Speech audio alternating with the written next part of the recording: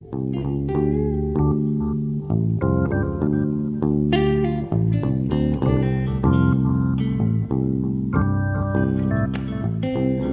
to Keep the Game Beautiful podcast. Each week, I highlight incredible people who are doing amazing things in soccer, the beautiful game. I'm Anna Turi, your host. Thank you for listening. Today, I'm talking with Lisa Cole, a fellow goalkeeper. And talking with fellow goalkeepers is probably one of my favorite people to talk with. And I've said that time and time again. It's just so much fun to learn from someone that is put in a similar situation as you. For a field player my age, it would be so beneficial to hear from another field player about what they do on the field and how they recover from mistakes, because each player and each person reacts differently depending on their space, depending on who they are as well. We talk about learning about recovering from mistakes and how to do that, and that's one of my huge struggles. I don't know if it's just from past experience or if it's because I'm a perfectionist by nature, but I do struggle with it. I don't want to let people down, and it can be hard, it can be stressful, but Lisa mentioned something about a mistake ritual, and you'll learn more about that later, but that really set with me, and I was able to kind of figure out what I do after I make a mistake and how my body language looks, and that kind of helped me recover from mistakes and learn from them as well. Of course, we also talk about confidence. Confidence as a goalkeeper is important. Confidence as a coach, a referee, a field player. Confidence is very important in general, and sometimes you do have to fake it. And when you fake it, it makes it look like you're confident, and then you start to feel confident inside as well. I know I did that many times this past weekend as I was officiating a few games. I hope you enjoyed today's episode. Today's guest is Lisa Cole. Lisa played goalkeeper at Pacific Lutheran University. Her first role as head coach was at University of Rhode Island. She was the assistant coach for the Boston Breakers under Tony DiCicco for 3 years, and then was the head coach of the Boston Breakers. She has coached at Papua New Guinea, U20 women's national team, and has earned her USSF A license. Now she's the head coach of Antigua and Barbuda's women's national team. Lisa, I'm wondering if you'd like to add anything or talk about what got you to where you are today. No, that was very good. I'm impressed. Yeah, I think for me, the biggest thing has been my passion for the game. I love the game. Like you, I was pretty young when I started coaching. So I just fell in love with the game. I fell in love with coaching. I enjoy working with people, and I've just been really lucky to have great mentors. I think that's been the greatest part of my journey, is just being around really great people. On this podcast, I always start with the same 3 questions. First, what does the beautiful game mean to you? Yeah, I think it's where I found family, to be honest. I think the game has given me so much of the people that I hold close and think of as family. So I think it's given me that over the course of time. It's given me confidence. I think in my life, when things are good or bad, there's always the game, right? So it's something that's consistent and constant for me, which has been really important in my development as a person. And yeah, some of the best people I know are in the game. So it's really my kind of lifeline. The people that I trust are in the game. And yeah, it's been a unique opportunity for me to grow up as a player than a coach. And yeah, it's been fun. I love the game. What are actions or things you do to keep the game beautiful? Yeah, for me, I think it's about always being a learner. Like you mentioned, I was mentored by Tony DiCicco, and I think that was one of his greatest attributes, was just how he always strived to know what was current in the game, to keep things realistic and keep perspective on the game. And for me, the biggest thing is the game's really about people and about relationships. And so, I think Tony and my other mentor, Dr. Colleen Hacker, wrote a book called Catch Them Being Good. And it's easy for us as coaches or people to point out all the mistakes players make or the things that didn't go well and what we have to fix. But sometimes it's just remarkable to go back and look at the things that really went right. What were the things or the moments that were really special, regardless of results. And yeah, always striving to, continue learning, be my best self, and then make sure that each moment I'm not taking for granted really keeps me grounded in things. How do you encourage others to keep the game beautiful? Yeah, I think one, I think my example helps some that I'm very much somebody that goes in, and if I'm going to ask you to do something, I want to have done it before, or be willing to do it myself. So I think that's important to encourage others to do those things. And I think for me, it's about sometimes bringing opportunities to the game. I think both in Papua New Guinea and within ABFA now, within Antigua, we're trying to provide women specifically opportunities that they maybe wouldn't necessarily have without the game, whether that's education. Certainly I have an education because of the game, because I was able to get a scholarship to go and play. I wouldn't have had a college degree without the game. So I think providing people opportunities is something that I think I try to strive for, and I think the game does. And I encourage others to look for ways that they can pass on opportunities for others. How can you not just look for things for yourself, but how can you uplift others and find opportunities for others within the game and even without the game, because of your connections in the game? Starting off, you mentioned you started coaching when you were younger. How did you first get into coaching? Yeah, that's funny. I started coaching when I was actually probably your age. I was in um, middle school, and I was out training by myself out on the field, and poor dad was coaching some 6 to 7 year olds and had no idea what he was doing. So he just asked me, he's like, "Hey, can you come over and show them some moves, show them what you're doing?" So I went over and started just messing around with them and showing them stuff. And I immediately fell into love with just teaching the game. And so I kept showing up. They trained every Tuesday. So I just came out every Tuesday to the same field and kept coaching with them. And eventually they asked me to start coming to their games. And so then I ended up going to the games and the coaching in the games. And then the rest is kind of history. I ended up coaching with that guy, Rick Fox. I was his assistant coach, and he was my assistant coach with his daughter's team. So his son's team, I was his assistant, and with his daughter's team, he was my assistant. I coached all the way through high school, and then when I was in college, I continued coaching from there. So, yeah, I started really really young and just fell in love with it, like I said. When you were coaching when you were younger, I know sometimes when I'm in a room I struggle being so young, like wanting to voice my opinions. Were you able to voice your opinions? Yeah, I think I had good support system around me, and again, I was in an environment where I was helping out a parent coach who is experienced in the game. Um, at least that initial season wasn't as great. So I had an expertise maybe in like how to do a step over, but he had an expertise in how to organize a drill and how to put things together. So we kind of married our strengths. Like I could do the demos and show him some things, but I really didn't have any coaching background at that time or any sense of how to actually teach.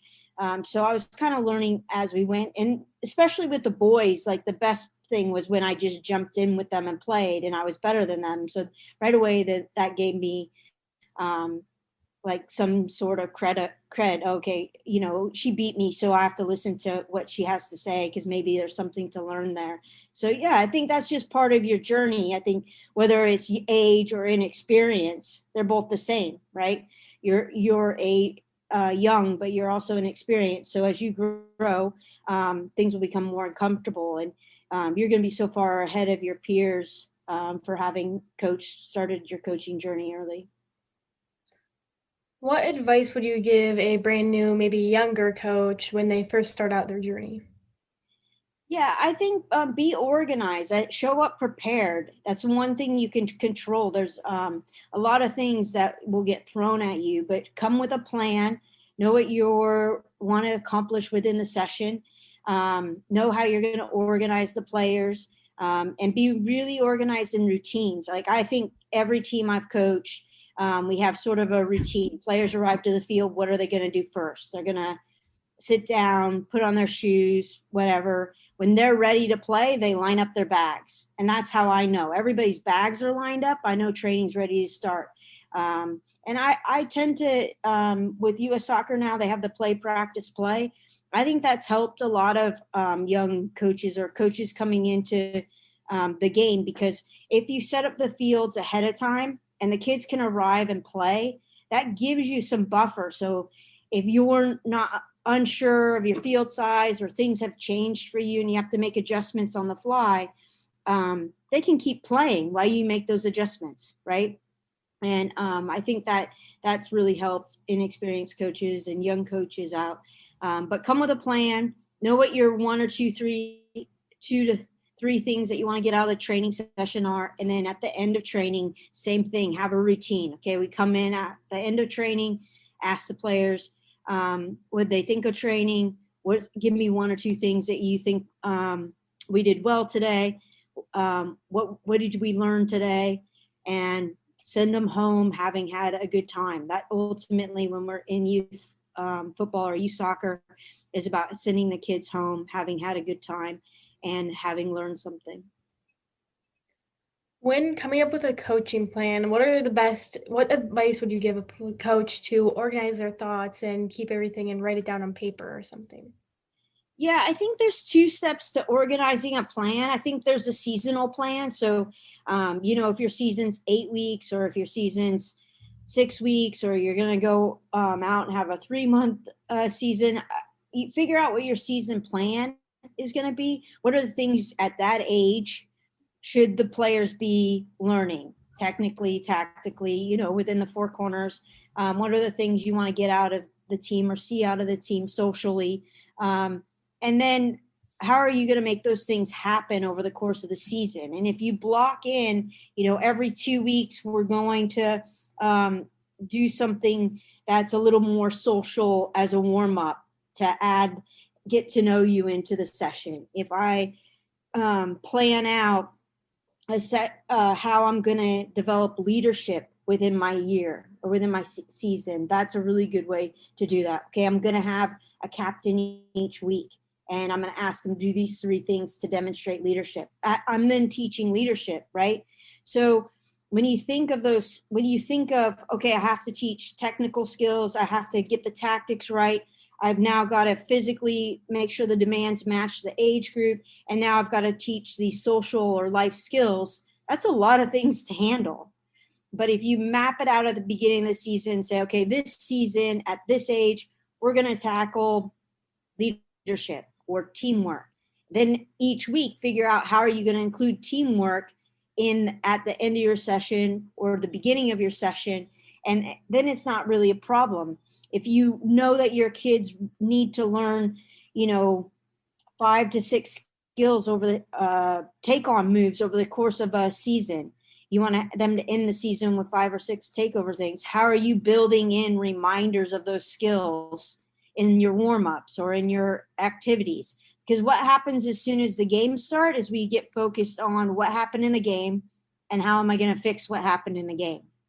So having that season plan of like broader picture and scope that looks at what do I really need to be focused on, then the game gets over. You're in week 3, you look at what you're supposed to do in week 4 and you go, oh yeah, I need to do these 2 things. And then I go back to the game and say, okay, I've got to work on these things for us to have a better performance on the weekend. So I think it's important to marry those 2 ideas, is how do I improve our performance on the weekend so that we see significant improvement, but also how do I make sure I'm teaching what they're supposed to be learning at that age, that time, and have I covered things in all 4 areas? How important is it that we not only focus on soccer, but we focus on keeping the game fun and things like teamwork or maybe other life skills? I think it's really important. I mean, I don't know if you've seen the statistics, but and I don't have them right in front of me, but some less than 10% or 20% of players that are playing currently in youth soccer are going to play in college, and like less than 1% are going to play in pros, right? So if you think about what the value is in sport, it is, hey, I enjoyed it, I had a good time, it's something I went and did with my teammates, and it helped me become a better teammate, helped me deal with loss, helped me celebrate and be a good sport when I win. It helped me to respect others. So there's all these things that sport brings that aren't about going and playing at the next level, but are just about you developing as a human being. And I think sport can bring out really a negative side of human nature at times when it's really competitive. A lot of things are on the line, and it can be a remarkable teacher in how to deal with stress, deal with things that are out of our control. Control the controllables. My college coach would say that all the time. Control the controllables. We can't control this, can't control this, we can't control these things. Well, that lesson's going to live with me and my teammates for life. So when things aren't going well in other things, I can go back to, okay, what do I have control over? I have control over these three things. Okay, fix those three things. Now the situation's better, right? So, I think really that youth sports has kind of lost its way, especially youth soccer's lost its way and what it's supposed to really bring players. And that is a sport or a place where they can go and enjoy their friends, enjoy the game, and just take risks and enjoy themselves. So I want to talk a little bit about your playing journey and also just being a goalkeeper in general. As a goalkeeper, how did you handle pressure on the field? That's one of my main questions as I'm starting at my high school season that I'm a little nervous for coming up. yeah, I mean, the goalkeeping position's unique, right? Because you're part of a team, but you're by yourself. You wear a different jersey than everybody else, and when you make a mistake, that usually sees your team giving up a goal. Where forward misses a shot, it's a bummer, and people go but then it's not reflected on the scoreboard necessarily. Only their successes are reflected on the scoreboard and celebrated. So goalkeeping is a unique position. So I think that helps people deal with the stress of so many things, right? And for me, when I approach my season, again, going back to what you can control, how do I improve myself? Those would be things that I'd worry about. Was I better today than I was yesterday? Really try to avoid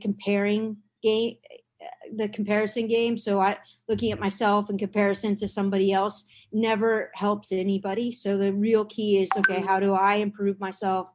How do I look to do the things that I can to make myself better? And ultimately, by making yourself better, making your teammates better, you'll help your team succeed, right? Taking a little bit of a step back, how important is the mental side of the game for goalkeepers specifically? Yeah, I mean, we could do a whole podcast on the mental side of the game and goalkeeping. I think it's uniquely challenging for goalkeepers because there's a couple things that happen, right? When do you start playing in goal? You start playing in goal after you've already been playing the game for a long time. So you play 5, 6, 7, 8. You don't add goalkeepers till later. So it's everybody is playing the position. They're learning the position later in the game than an outside back or a forward. They already know some of the skills. So I'm learning to catch when everybody already knows how to kick the ball, right? So I think it's important that goalkeepers can put themselves ahead by being a good soccer player, right? Especially today. You have to be able to play with your feet. You have to be able to understand the game and not just stand in the goal and make saves. So I think it's important that you prepare yourself that, and then have a mistake ritual routine, because you're going to make mistakes, right? Again, my college coach, Colleen Hacker, she goes, just check your belly button. Do you have one? You're a human being, and human beings make mistakes. So if you're a human being and you're going to make mistakes, then have a ritual for it. Okay, I made a mistake. What's the first thing I'm going to do? When she was working with the U.S. national team, you would see players like pick up a blade of grass and throw it, and toss it away. Or you would see people, she would say, park it for now. We want to learn from our mistakes. But park it for now, leave it there, go back to the game. deal with what you need to deal with right now. And that's not making sure that one mistake doesn't turn into 2 and 3 and 4 mistakes, right? Let it go. And then we'll come revisit it in practice and we'll see what we need to improve. I think those things are really important for young goalkeepers and young players in general, right? Everybody makes mistakes. So how are you going to handle it when you have a routine that you go through? And then you really need to think about how you talk to yourself, right? Do you have positive self-talk? Because sometimes the things we say to ourselves in our heads are things we would never say to others, right? And if we shouldn't say them to others, we shouldn't be saying them to ourselves. So really try to manage what you're saying to yourself when you make mistakes. What would you tell a teammate if they made a mistake? You'll get the next one. Those type of things. So try to do that with yourself. When a mistake is made in a team that doesn't have a great team atmosphere, how deteriorating can it be on a goalkeeper? Yeah, it's really bad, right? On a goalkeeper or anybody, right? The worst environment is where you're fearful of making mistakes. So if you think about anything that you've taken on to try to learn, when you're learning, and if someone's over you, pressuring you, it's more difficult, right? Even if I know how to do something and someone's over me, yelling and screaming at me, or I know if I make a mistake, someone's going to blame me, it makes it really difficult for me to be successful. And so I think changing culture so that it's a environment where you feel safe to take risks is the only place that you'll get people's best performances. Otherwise, everybody's playing scared. And when you're playing scared, you play safe. And so that means that you might not do some brilliant things. You might not try some brilliant things because you're trying to just avoid making mistakes, right? You gave a little advice on how to help with mistakes and making mistakes and kind of the mentality after that. But how can we help people that lack confidence while playing? Yeah, I think that's goes back to looking at yourself. I think if you don't believe in you, how do you expect others to believe in you? Right? You really need to be, especially as you get older, when you are young, you have advocates, you have your parents advocating for you, you have teachers advocating for you, you have grandparents advocating for you. But as you get older, really, when you put yourself out there and you start to do things, who needs to be the biggest fan of you has to be you. Because if you're asking me for a job or you're asking me to be the starting goalkeeper on my team and you don't believe in yourself, then how am I supposed to believe in you? How are your teammates supposed to believe in you? And so the truth is what comes first? It's almost a chicken and egg. Does the confidence come first, right? Do people build you up and then you're confident? Or do you portray confident? And again, I'll go back to my college coach. Wow, between her and Tony, they basically formed all of my coaching. And that is, she would always say to it, fake it till you make it, right? And you'll listen to things the national team will say, they'll say the same thing, fake it till you make it. So sometimes you just have to take a deep breath, let the nerves settle, and go ahead and fake it. I am confident. So go back to that self-talk. I am going to be good. I am. And Tony always said to us, and he lived this with the national teams, he said, train hard enough that you deserve to play well. Train hard enough that you deserve well. Do the work so that you deserve it. You deserve a good performance. You're prepared. So it comes down to all those things. Confidence comes with being prepared. Confidence comes with knowing you worked hard. Confidence comes with knowing, believing in yourself, even if sometimes that means you're faking it a bit. What are the first steps a coach should take if they see a player that with low confidence or a player that continues to lose their confidence? Yeah, I mean, I would go back to rituals again. I think that, whenever you start to get into your own head, it can be very quick, right? That you start to beat yourself up and you start to pull away from people. So I think the thing is to recognize that, again, we are human, we are going to make mistakes, And so how are we going to, when the mistake happens, how do we handle those mistakes? And it's not go kick the goalpost, not punch the ground, which all goalkeepers have been guilty for, but it's, get up, grab the ball out of the net, give it to your teammate, or pass it up to the referee, and then take a big breath and stand tall. Like, hey, you're fine. And if you do that just by standing tall, put your chest out, all of a sudden what happens to you? You go from being this shrunk, unconfident person to, okay, I already feel better about myself, right? I already feel better. So I think it's about creating rituals on building confidence, and then making sure that you put in the work to then improve after those mistakes were made. As a coach of both field players and goalkeepers, do you prefer one or the other? I prefer when they're both involved, to be honest. I've gotten to a point now where, the individual goalkeeping training sessions where you're just getting a ball kicked at you and you slide over here, get a catch, slide over there, get a catch. Yeah, those are nice for warm-ups, but I think in training now, the goalkeeper has to be a part of what you're doing.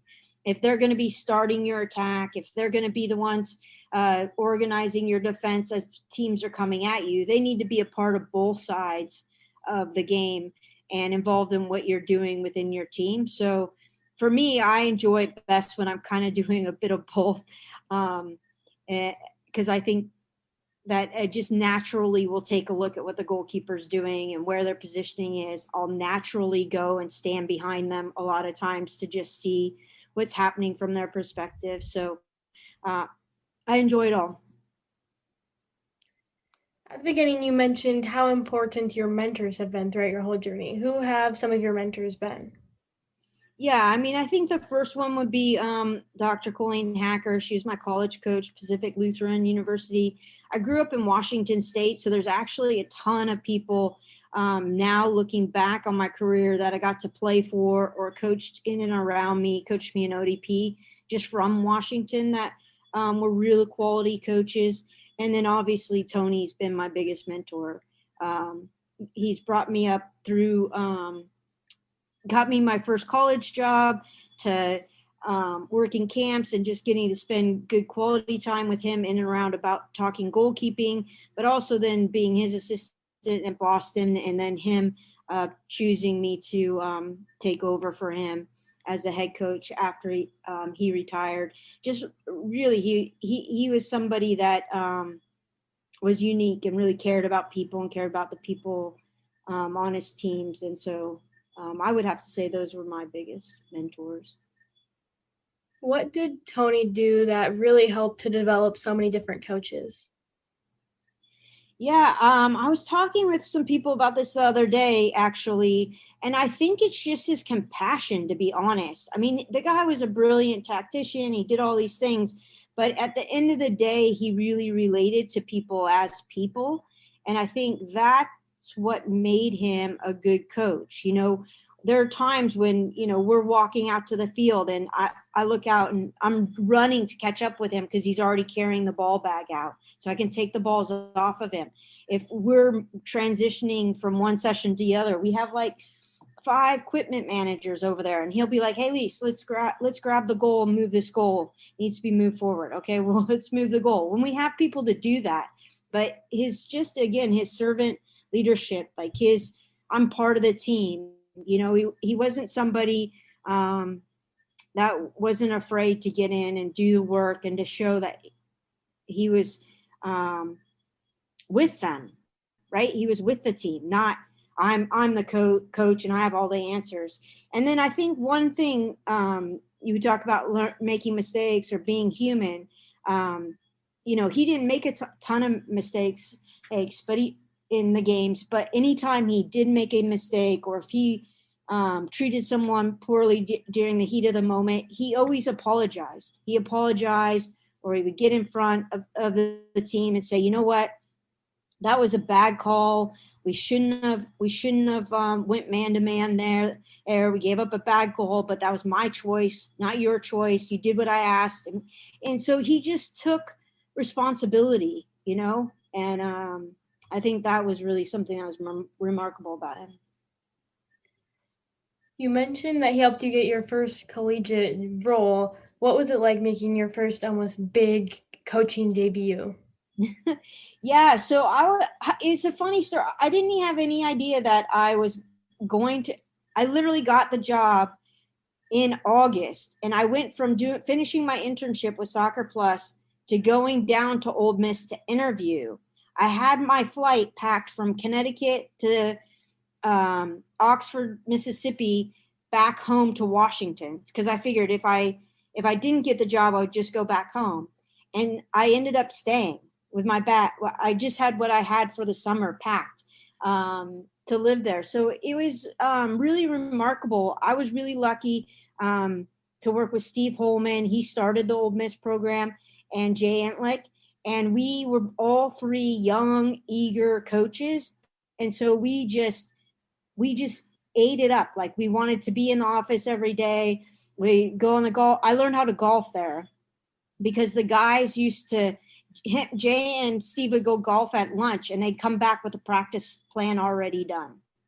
And so I had to learn how to golf because if not, I wasn't going to be involved with planning practice because they were like, oh, sorry, we just ended up talking about it on the course. So I was like, oh, I got to find a way to learn how to golf. So that's how I learned how to golf. Not well, but I learned how to swing the club. So like, it just was a real, we just all were eager to do well and eager to start something special and to build something that was unique because the program was brand new. And playing in the SEC. So yeah, it was good. It was a really neat experience. I look back fondly on my time at Ole Miss. Can you talk also a little bit about your time at Boston Breakers and some of your favorite memories of those times?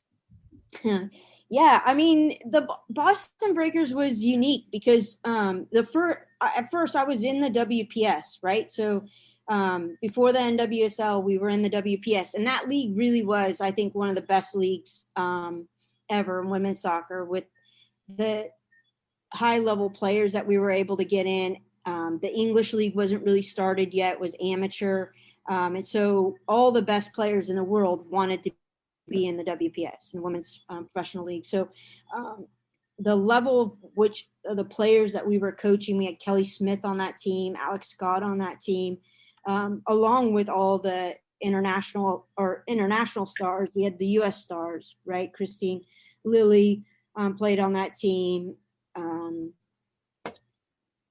Angela Hookley's, Leslie. Yeah, I mean, I can't even mention all of them. Heather Mitz was on that team. So we just had some of the best players in the world in that environment. So that was really fun. Those 3 years in WPS were remarkable. And then we had the interim, right? We had the league folded. One of my first responsibilities after the draft as a head coach was then to call all my players that I drafted and said, hey, there isn't going to be a league. So we then there's those ups and downs. But the things I remember about the Breakers, my favorite moments are like Tony just walking out of the field and we'd be just walking casually to the field. And all of a sudden he raises his hands in the air and goes, I love my job. And he just say it like with that enthusiasm. I can't believe I get to do this for a living. So those were fun. And just all the times we had a trailer at Harvard that Joe Cummings did a great job. He wanted to make sure we had a home. So instead of having to go from one locker room to the other and always moving our stuff, they got like this 3x wide trailer and they put locker rooms in it and everything. And it didn't look nice or anything, but it was ours, right? It was our space. And so I really love the moments like getting to walk from training, walk over to Harvard Square after training, go have lunch with Tony and the coaching staff and watch Champions League games or whatever else was on. Just those moments were really special to me, in addition to the games and all the other things. Yeah, I know I've met many other former Boston Breakers players, but what is it like when you see any of your players go on and still continue to serve the game in some way? Yeah, I think for me, I was talking about this the other day too, that one of my most proud moments is to see players find success off the field, right? They're going to be good they come when you coach professionally, they're arriving good players, and you hope that you improve their development. You hope that, you take a player and say, okay, well, maybe they could only play on the right side, but now they can play on the left side. Or, they're really good getting in line, but now they can also cut inside and take a shot to be more dangerous in the attack. So you hope that you do those things with players. But one thing we were really proud of in Boston is just helping players think about their future and helping them in any way we could. Taryn Hemmings, Leslie Osborne, Lindsay Tarpley, and Courtney Jones all created a company called Sweat Athletics. I don't wear makeup, but it's like a powder thing that you can wear it while you sweat. I think that's a really remarkable story because Taryn really went through the thinking process about what she wanted to be and what she wanted to do after the games. And she actually said that in one of our meetings. I think I want to create a makeup brand for athletes. And then she went and did it. Tiffany Weimer creating Duckney with Adelaide. Leslie and all the accomplishments she's had. Heather O'Reilly creating, commentating and doing other things. Mitts commentating. I mean, you can go down the list and look at how they've used their soccer career to then kind of jump off and find success, sometimes in the game and sometimes in entirely different ways. You look at Angela Hookley's doing remarkable things in the game and out of the game, so those things are really fun. You talked a little bit about what came before the NWSL already, but how have you seen the game grow over the years? Yeah, I think, well, first of all, it's just, if you look at as the US, we've always been more athletic than others, right? But now other countries have spent more time in developing female athletes to reach their potential. So they're catching up. And I think what you've seen within the women's games specifically is just this ability to do remarkable things. Like there was like this idea of like, keep it simple, pass here, do this, keep it simple. But I was just watching a clip of Mexico, I forget who hit it, where this girl just has this, you have to look it up, but it's like hits this shot into the upper V. Female athletes weren't trying that shot a couple years ago. They didn't have that type of confidence, or I'm gonna look at this, I'm gonna go for this. Other than Kelly Smith did, but other than her, like, they would have sent in a nice cross and hope one of their teammates scored it, right? Players' ability, range of play, so how far they can play the ball from one side of the field to the other has changed dramatically. I think when I first started coaching, if you had a change of point in the men's game, maybe it was 2-3 passes. In the women's game, maybe it was 3 to 4 passes to get from one side of the field to the other. Now we can do it in 2 or 3. It's like our ability to play the game, our technical ability has improved significantly. And then the tactics have obviously changed as well, because we've had to keep up with all of those changes. It used to be that you didn't have to really worry. You could just go and press a team, right? You think about why North Carolina was really successful early on. We would just run at them. And if you weren't a good player, you gave me the ball. Well, now, if you run at me, I go, oh, I just move out of the way. Okay. Where are you going with all that speed? It doesn't faze me because I have the skill to get out of it. Right. And so now you have to pick when and where to press. You have to press together. You can't go by yourself and have the player just turn over the ball for you. At least good players. They don't just give you the ball because you press them. So I think those things have changed. What are things we can do to continue to grow the women's game? I think it starts with funding. It starts with, we talk about equality. Women need to be paid. Women need to have opportunities. Coaches need to be treated professionally in the women's game, and not just as afterthoughts or in addition to. So many times we see the coaches in the women's game, especially in the U.S., you weren't good enough for our MLS youth academy. So here, go coach our women. It happens here, that happens overseas. So let's just, you're a buddy of mine. Let me here, go get your experience. We saw it in England, right? You former player. Hey, go, you want to go into coaching? Here, go get some experience coaching the women. So I think we need to treat the game with respect. And I don't think that that's necessarily happening at all levels all the time. So that women are getting the best coaches, the best support systems to continue to grow the game. Going off the funding, how do you fundraise for your team in Antigua and Barbuda? Yeah, there's a couple different things. Some things it's easy to just we go and ask, right? We have a need. The other day I needed some gloves for a player that didn't have player and didn't have the funds to do that. So I go and ask, hey, can people donate some things so we can have the things we want or need. But we also have funding. FIFA does provide funding for women's football. So it's making sure that you have to write a proposal. You have to make sure that you do all the come up with a plan, show them how the equipment's going to be used, kind of prove that you're using the equipment in the proper way. So some funding comes through FIFA or CONCACAF, and then some of it is obviously us going out and asking for donations or for support from others.